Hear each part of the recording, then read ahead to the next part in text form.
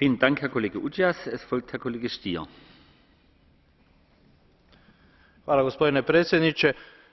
Građani imaju pravo biti upoznati s time što konzumiraju i u tom smislu i Europski sud pravde u slučaju Balbo kaže kako med koji sadrži pelud od genetski modificiranih tvari treba posebno odobrenje za plasman na tržište. Zato odredba gdje se GMO sastojci meda ne bi morali posebno isticati na pakiranju išla bi u prilog velikim proizvođačima i uvoznicima meda.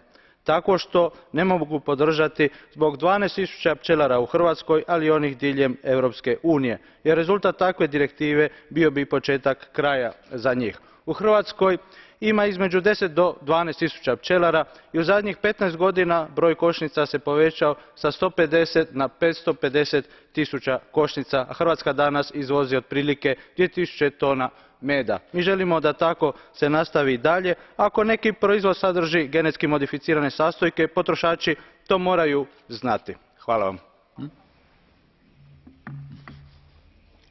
Vielen Dank, Herr Kollege Stier. Es folgt Herr Kollege Boris.